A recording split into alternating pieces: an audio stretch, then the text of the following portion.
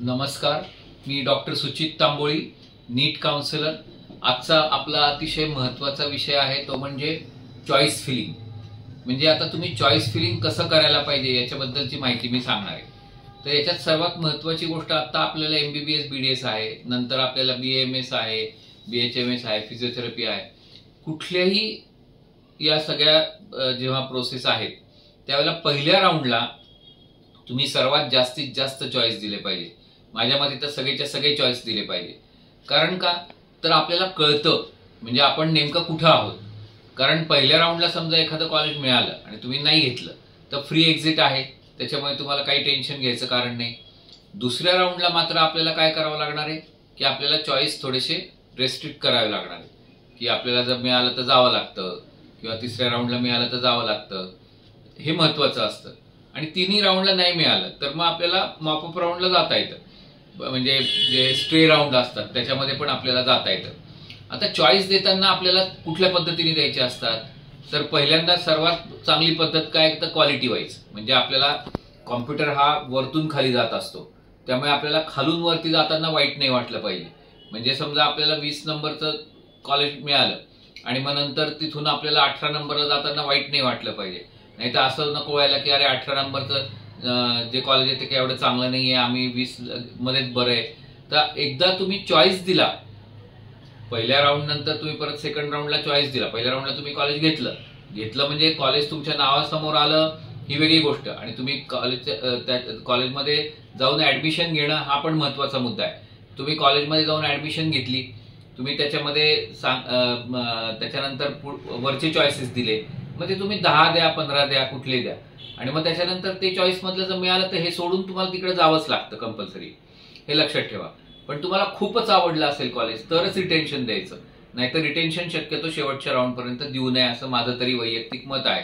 म्हणजे ज्यांना KEM मिळालंय त्यांनीच फक्त रिटेन्शन द्यावं, बाकीच्यांनी रिटेन्शन देण्याच्या भानगडीत पडू नये, म्हणजे त्यांनी अपग्रेडेशन द्यावं। मग हे महत्वाचं आहे की आपल्याला ते ऍडमिशन घेताना DD करायला लागतात, आपल्याला त्या प्रोसिजरनी जावं लागतं त्यांच्याकडे। आता त्या गोष्टी जेव्हा आता 11 तारखेला दोन्ही राऊंड लागणार आहेत, आपल्याला महाराष्ट्राचा पण लागतोय आणि ऑल इंडियाचा पण लागतोय, आणि मग त्यावेळेला आपल्याला ठरवता येईल की अरे आपल्याला काय पाहिजे आणि काय आपण कुठे घेणार आहोत। याच्यामध्ये एक महत्वाची गोष्ट काय की चॉईस आपण एकतर क्वालिटी वाईज ठरवू शकतो, जसं मी आता सांगितलं की खालून वर जाताना आपल्याला वाईट नाही वाटलं पाहिजे। दुसरी गोष्ट म्हणजे क्वालिटी वाईजच्या ऐवजी आपण अंतराने ठरवलं, डिस्टन्स वाईज ठरवलं तरी सुद्धा चालू शकतं। जर काही जणांचं म्हणणं असतं नाही आमची मुलगी इकडे इतक्या लांब नको, असं नको तसं, ठीक आहे, तुम्ही तुमच्या पद्धतीने तयार करा, पण तुम्ही कोणाचा तरी सल्ला घ्या की खरंच हे कॉलेज चांगलं आहे का, आपण जे टाकतो ते योग्य आहे का, हा सल्ला घेणं अतिशय आवश्यक आहे। त्याचबरोबरीने तिसऱ्या पद्धत काय की प्रायव्हेट कॉलेजेसची फीज वाईज तयार करणं यादी, कारण आपल्याला जेवढी परवडते त्या फीज प्रमाणे आपण ते नंबर लावून घेतले आणि त्याप्रमाणे टाकलं तर तसंही चालू शकतं। MBBS BDS सर्व चॉईसेस टाका, तुम्हाला काही प्रॉब्लेम येणार नाही, कारण त्याच्यामध्ये तुम्हाला चॉईस द्यायला बंधन नाहीये, तुम्ही किती पण चॉईसेस देऊ शकता। इव्हन BAMSच्या वेळेला पण तेच सांगेन मी, पहिल्या राऊंडला मॅक्झिमम चॉईसेस द्या, आणि मग त्यानंतर तुम्ही चॉईसेस तयार करताना या 3 पद्धतीने तयार करा आणि मग सल्ला घ्या आणि त्याप्रमाणे पुढे जा। त्यामुळे चॉईस फिलिंग करायला तुम्हाला सगळ्यांना शुभेच्छा, आणि तुम्हाला आता जी 11 तारखेला यादी लागणार आहे त्याच्यासाठी पण शुभेच्छा। आता 11 तारखेला लागल्यानंतर यादी आहे काय करायचंय तर आपला वेटिंग नंबर काढायचा आहे। वेटिंग नंबर म्हणजे काय की आपल्या कॅटेगरीतला आपल्याला हव्या असलेल्या कॉलेजमधला शेवटचा नंबर जो आहे तो आणि आपला नंबर याच्यामध्ये किती अंतर आहे, मग ते फक्त आपल्या कॅटेगरीतलेच लोक मोजायचे। म्हणजे आपल्या कॅटेगरीतले लोक मोजत मोजत समजा आता आपल्याला अमुक एक कॉलेज हवंय आणि त्या कॉलेजमधला शेवटचा रँक 112 आहे आणि आपला रँक आहे 150, मग त्याच्यामध्ये आपल्या कॅटेगरीतले मोजून किती आहेत काय 10 आहेत, मग आपण तिथे हलण्याची शक्यता जास्त आहे। पण त्याच्याऐवजी जर हे व्यस्त प्रमाण असेल की 500 मुलं आहेत मध्ये, तर मग आपण हलण्याची शक्यता कमी येते त्या रँकला, हे लक्षात ठेवायला पाहिजे। त्यामुळे वेटिंग नंबर काढायचा पण अतिशय महत्वाचा मुद्दा आहे।